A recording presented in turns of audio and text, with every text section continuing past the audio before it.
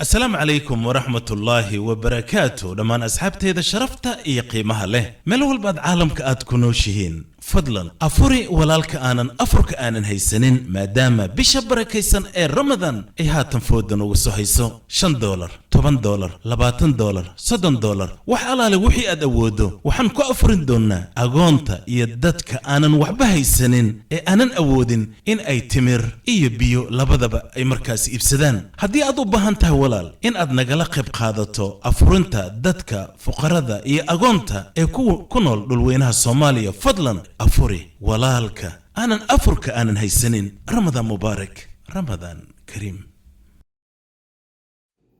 السلام عليكم ورحمة الله وبركاته دمان داودياشينا شرفتها إيه قيمها له ملول بعد عالمك أدنا قد داونيسان كسو دواذا ورركي ودن كان بريتن maantu ay taariikhdu tahay 14 bisha saddexaad ee sanadka 2023 lana mid ah 22 bisha Shacbaan ee 1444 ee hijriyada daawadayaal wararka Britain habeenkan caawa waxa aan ku soo qaadan doonaa farmashiyaasha wadankan Ingiriiska oo laga qaaday dhowr daawo oo markaasi loo cabo hergebka iyo dadka markaasi fluga aadka u ba'an oo markaas u hayo sidoo kale wararka wadankan Britain waxa uu ku soo qaadan doona xogayaha guud ee wasaaradda maaliyadda ee wadankan Britain ayaa waxa la filayaa in maalinta Britain uu ku dhawaaqo miisaaniyad sanadeedka wadankan Britain isla markaasina wararka runtii naga soo gaaraya dadka inta badan siyaasadda aadka kaga hadla ayaa waxa ay sheegayaan in uu kordhin doono dadka caruurta aadku da'da yar xiliyada loo hayo xilliga ay markaas ay soo shaqaysanayaan sidoo kale faa'iidada sadaqada ay markaas ay leedahay ayaa raba in yar in aan markaas qiso yar oo aan ka hayo aan idin soo gudbiyo daawadayaal sida aad la socotaan wadankan Ingiriiska ayaa weli waxa ka socda mudaharaadyo runtii la doonayo in mishaarada bulshada wadankan Britain qaar ka mid ah loo kordhiyo dhaqaatiirta da'da yar ee wadankan Britain ayaa maalintii shalay ilaa iyo maanta waxa ay wadaan shaqo ka fadhiisa ay markaas doonayaan in mishaarada loo kordhiyo dhaqaatiirta da'da yar ayaa saacadii waxa ay ku shaqeeyaan ilaa iyo 14 ilaa iyo 15 pound-ka lacagta wadankan Britain iyagoo markaas sheegay in xilliga ay shaqeeyaan aad u badan tahay sidoo kale ay sheegeen in culayskana uu aad ugu badan yahay waxayna sheegeen in ay xaq u leeyihiin in iyagana loo kordhiyo lacagaha qaar badan oo kamid ah waxay sheegeen in ay u badan tahay in ay wadankan Ingiriiska iskaga tagi doonaan ayna doonayaan in ay u shaqo tagaan wadamada kale ee caalamka oo markaas dhaqaatiirtu ay sharaf aad u wanaagsan ay ku leeyihiin madaxa sare ee dhanka caafimaadka waxoogayaha guud ee wasaaradda caafimaadka ee wadankan Britain ayaa waxa uu sheegay lacagaha ay dalbanayaan inay dawladda wadankan Britain aad ugu adag tahay inay dhiibaan laakiinse uu sheegay in wada hadalladu ay markaas weli ay furan yihiin sitamaanka aynu soo dhaafnay ayaa qalooyinka tareenada wada waxa ay ku guuleysteen mudaharaad muddo aad u fog socday in mishaarada loo kordhiyo taasina waxa ay rajo weyn ay gelisay qalooyin badan oo iyagana mudaharaadyada aadka weli u sii wada daawadayaal anigoo weli ku sii jira wararka wadankan Britain ayaa maanta wasaaradda caafimaadka waxa ay ku dhawaaqday in daawooyin badan oo dhanka loo cabi jiray koofka hergebka oo markaasi kala duwan laga qaadi doono farmashiyaasha wadanka idin iyo dukaanka loo yaqaan Bootiska ama shirkad ahay ad waliba ama goob alaale goobtii lagu gado daawooyinka noocaas oo kala ah daawooyinkaas ayaa waxa loo qaataa qufaca ama dry cough-ka ama kan kale chest cough-ka ay yiraahdaan taas oo la sheegay in ay aalad lagu magacaabo Filcodin la yiraahdo Filcodin laga helay taasi oo la sheegayo in dad badan marka ay cabaan reaction jirkooda uu bixiyo ama cuncun ay ka qaadeen sidoo kale waxa ay sheegeen in dadka inta badan sharobooyinkaasi qaata hadii maalinta ku xigta oo operation uu leeyahay in markaasi qofka cirbada qofka lagu sooxiyo aysan sidaasi uusan u dareemeynin taasi darteeda ayaa waxa la baaritaan weyn lagu sameeyay in aalada keenaysa in arintan ay bulshada ay ka qaadaan inay tahay laakiinse wax aad u weyn oo markaasi dhibaato wadanka gelinaysa ma aha waa wax yar uun la dareemay barkooshan ahaanna la doonayo in laga qaado shalfisyada waddankan ingiriiska. Bootska ayaa waxa ay sheegeen in 3 ka mid ah daawooyinkooda ay yihiin Boots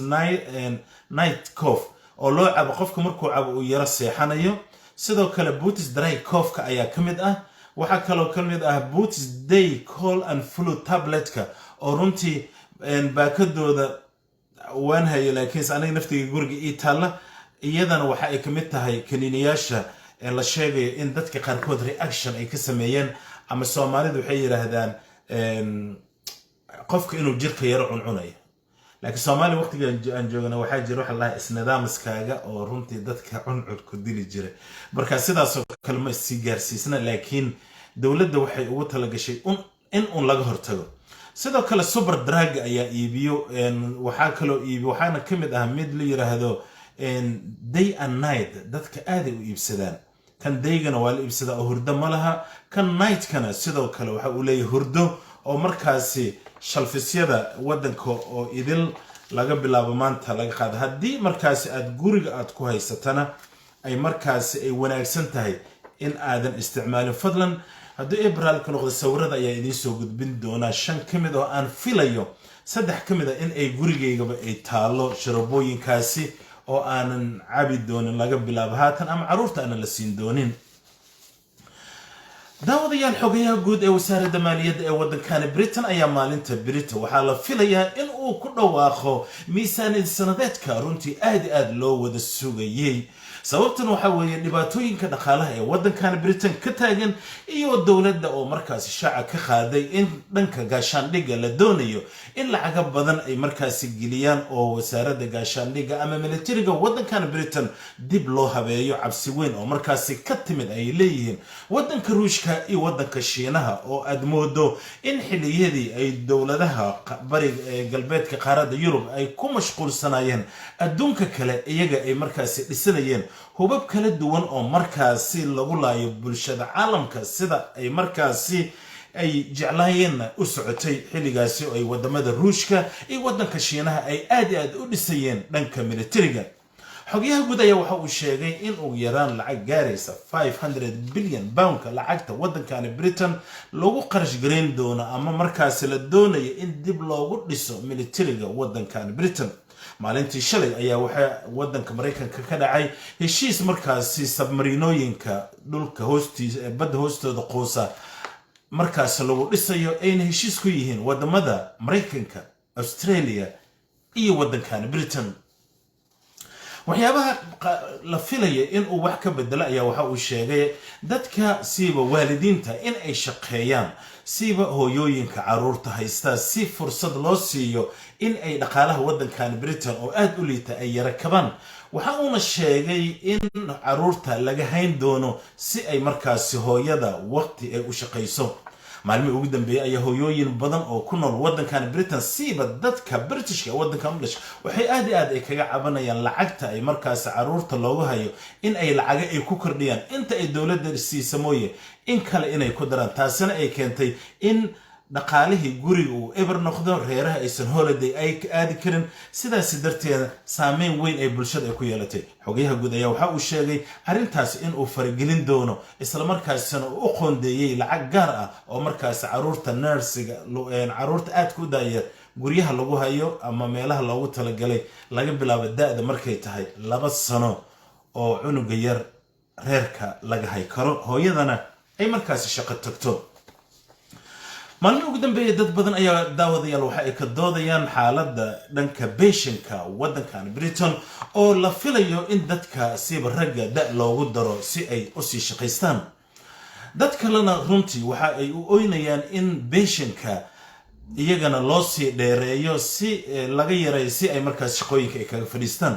dawladda ayaa waxa ay sheegtay maadaama waddankan Britain shaqooyin badan aad u banaan yihiin lana filayo in bulshada waddankan Britain siiba dhalinyarada Britishka ah trainino kala duwan la siiyo si ay kaga kaaftoomaan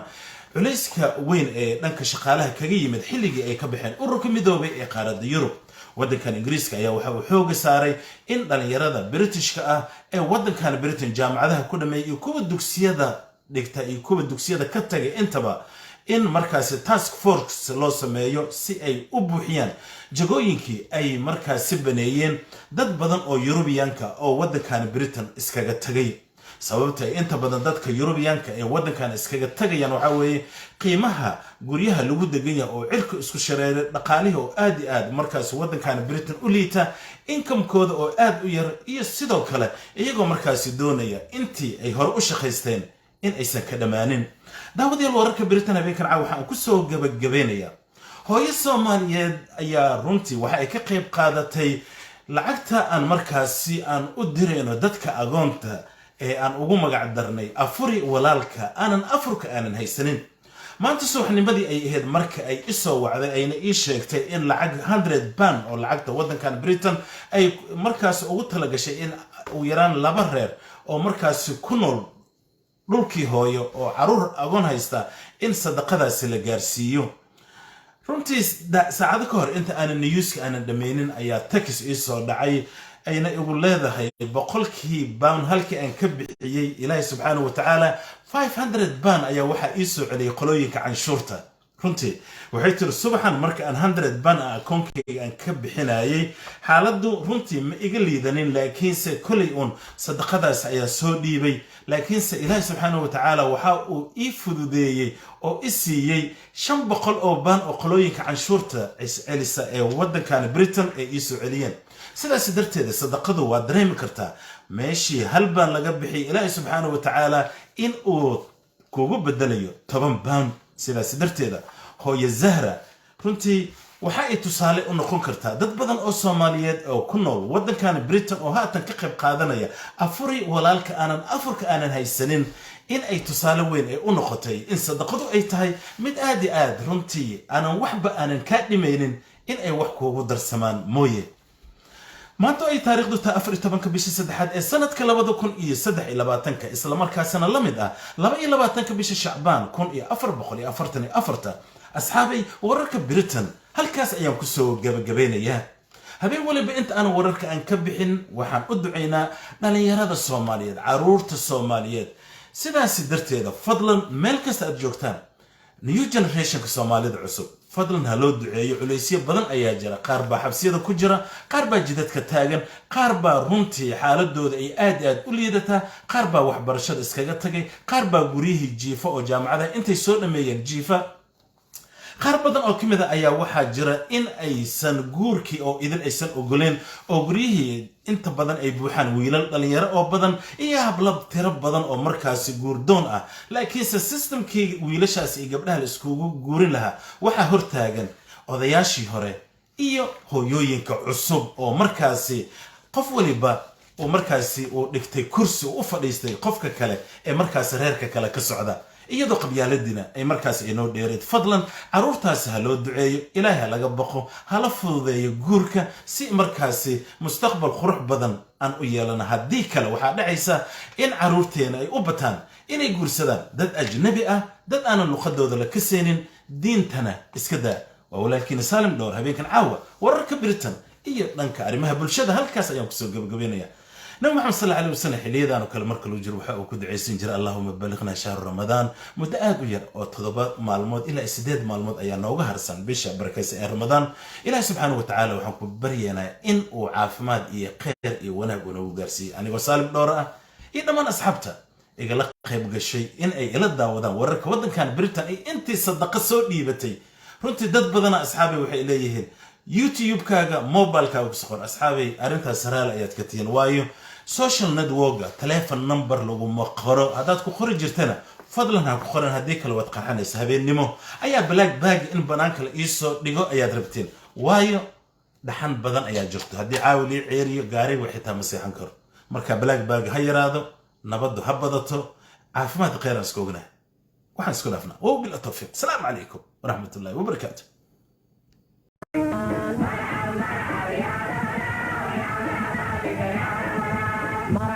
السلام عليكم ورحمة الله وبركاته لما أصحابتي إذا شرفت إي قيمها له ملول بعد عالم كأت كنوشهين فضلا أفري ولالك آنن أفرك آنن هيسنين ما دام بشبرك هيسن رمضان إيها تنفودن وسو هيسو $5 $10 $20 $30 wax alaale wixii aad awoodo waxaan ku afurin doonaa agoonta iyo dadka aanan waxba haysanin ee aanan awoodin in ay timir iyo biyo labadaba ay markaas iibsadaan haddii aad u baahan tahay walaal in aad nagala qayb qaadato afurinta dadka fuqarada iyo agoonta ee ku nool dhulweynaha Soomaaliya fadlan afuri walaalka aanan afurka aanan haysanin Ramadaan mubaarak Ramadaan Kareem